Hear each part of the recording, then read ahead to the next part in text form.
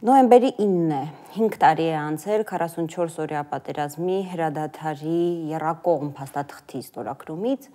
2020 թվականին Նիկոլ Փաշինյանին դիմախոսները այդ փաստաթուղթը անվանում էին կապիտուլյացիոն։ Ձեր վերջին ասուլիսի ընթացքում դուք հայտարարեցիք, որ եթե նոյեմբերի 9-ի փաստաթուղթը համեմատենք այսօր եղածի հետ, այն նույնիսկ երազանքի փաստաթուղթ կարելի է անվանել, նկատի ունեիք հավանաբար այն, որ այդ փաստաթուղթը ամեն դեպքում ենթադրում էր Արցախի հարցի գոյությունը։ Օգոստոսի 8-ին արդեն Վաշինգտոնում ստորագրված այդ փաստաթղթով լրիվ փակվել է նոյեմբերի 9-ի փաստաթղթի էջը, նկատի ունեմ այն ամբողջովին կորցրել է ուժը։ Նայեք, ոչ մի ընդդիմադիր չի ասում, որ այդ փաստաթուղթը պետք է չհարգել։ Հասկանում ենք, որ պրոբլեմային է,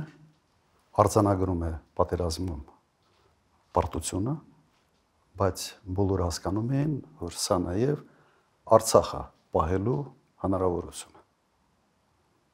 Եվ այն ժամանակ, այո, պետք էր կարճել այդ փաստաթղթից եւ անել ամեն ինչ, որ այդ փաստաթուղթը կյանքի կոչվի։ Հիմա ասել, թե դա ամբողջությամբ կա թե չկա, գիտեք, դուք վերցրեք 9-րդ կետը այդ փաստաթղթի, որը խոսում է անխոչնդոտ ճանապարհի մասին, եւ համեմատեք այդ կետը Վաշինգտոնում ստորագրված փաստաթղթի նմանատիպ կետի հետ։ Նույնն է։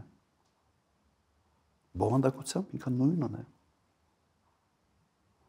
Ուղղակի այն տարբերությամբ, որ այն ժամանակ կար Արցախ,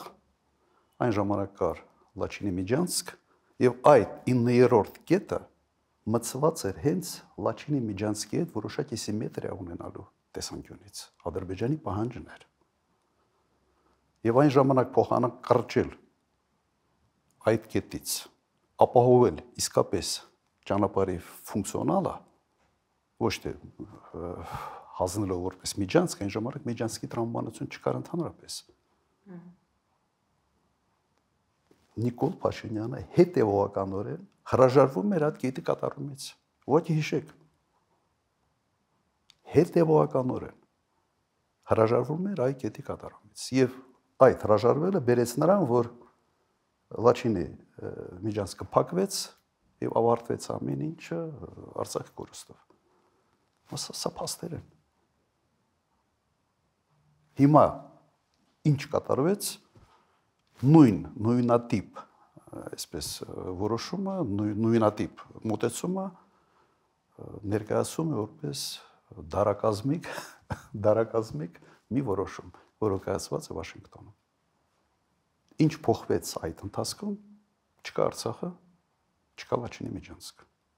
Ասիմետրիկ միջանցքային տրամաբանություն։ Չոր մնաց, այո, չոր մնացորդում սա է։